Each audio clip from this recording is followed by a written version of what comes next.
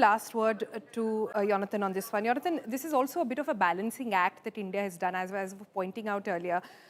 Just days before India joined 100 nations in actually condemning Israel's expansion in occupied West Bank. But then comes this visit, and you have the Prime Minister Netanyahu calling Prime Minister Modi his dear friend. How exactly is this balancing act being seen in Israel?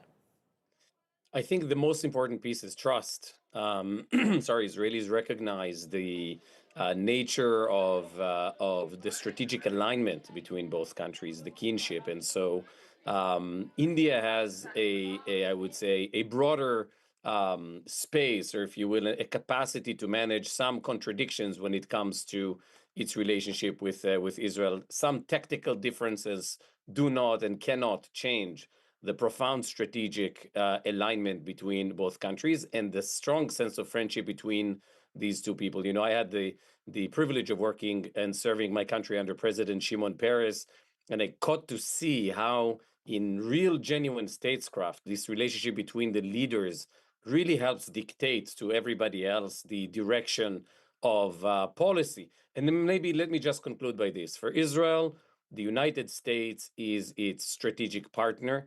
And it has a special relationship with the United States. Traditionally, since the days of David Ben-Gurion in 1948, Israel had, alongside its relationship with a global superpower, a strong special relationship with a regional superpower that sees things in the same way and that is aligned. And I think, and I hope that what will come out of the speech tonight and of the visit in total is the next step in our relationship will be of forming a special relationship that is reserved just for two nations in this region. That is Israel, if you will, the Indo-Abrahamic Forum, Israel, UAE, and India. That's interesting. Jonathan, stay back with us. And for all our viewers as well, let's sort of decode and unpack in simple terms for you. If there were some 4 or 5 reasons why this entire visit is so significant, let's bring them to you next. All right? Let's try and understand and decode all of those. Now, why is this entire visit so significant? Firstly, it's a rare global South endorsement, meaning that most of the world, especially the developing world, has turned sharply against Israel since October 7th, 2023, and the subsequent war in Gaza. Very few global South leaders have actually visited Netanyahu. Modi's visit is a powerful sort of counter-narrative that is being built. It signals that India is willing to be distinct from the crowd, even at a diplomatic risk. That was point number 1. What is point number 2? Breaking Israel's isolation narrative as well. Okay, Netanyahu has used Prime Minister Modi's arrival to pitch a grand vision. The one we spoke about, what he calls a hexagon of alliances linking India, Israel, the Arab nations and the African nations, the Mediterranean nations like Greece, Cyprus and the Asian partners. Modi's presence there actually gives Netanyahu exactly the legitimacy boost that he needs on the world stage right now. Then let's go on to point number 3. There is the post-Operation Sindoor context, and this is significant for India because India's 4-day military conflict with Pakistan in May of 2025, you'll remember, changed things. Israeli equipment, including drones, missile defense systems, and even surveillance tech, reportedly, performed well for India during the conflict. And this visit is partly, but also about acknowledging that and deepening that strategic relationship, ensuring that the pipeline keeps going and keeps going strong. And then there is act number 4, which is what I was asking, our guests there.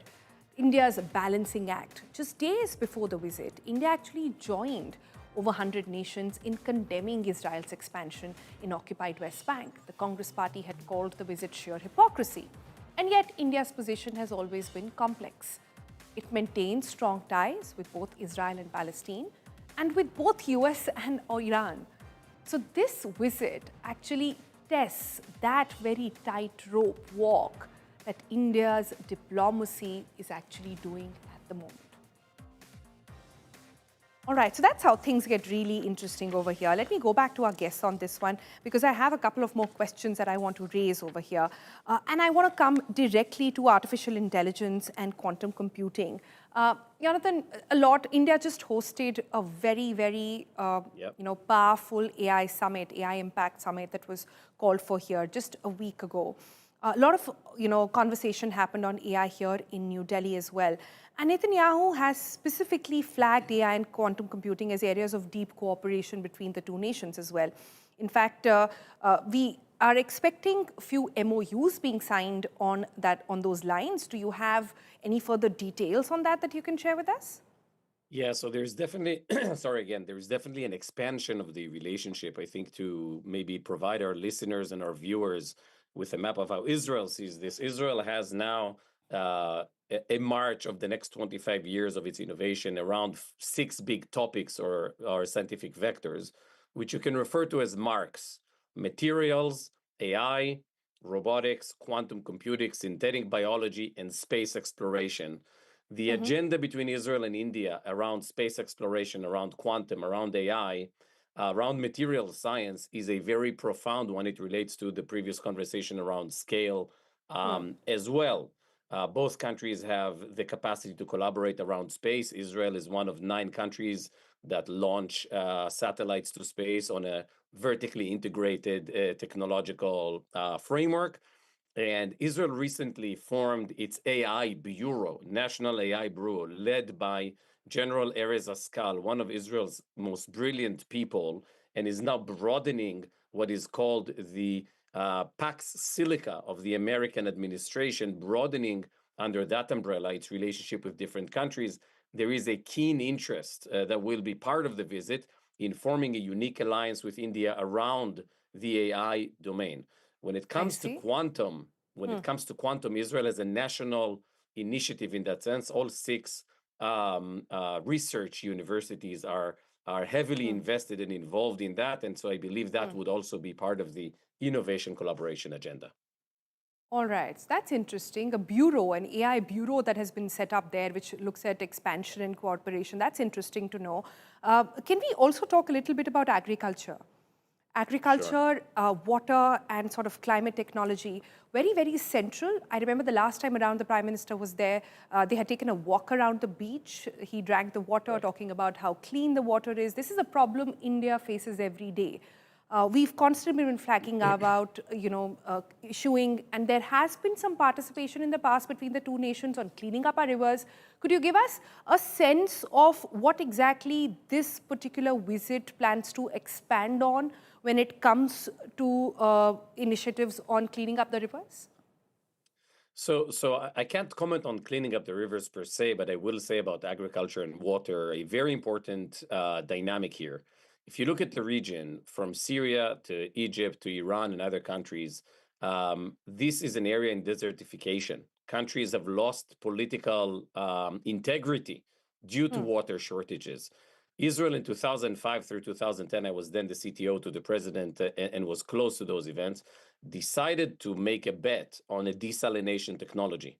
We realized that with desertification, there's not going to be political stability within Israel. We are not going to be able to provide clean water for irrigation or for drinking water for ourselves, to our Palestinian neighbors, to our Jordanian neighbors.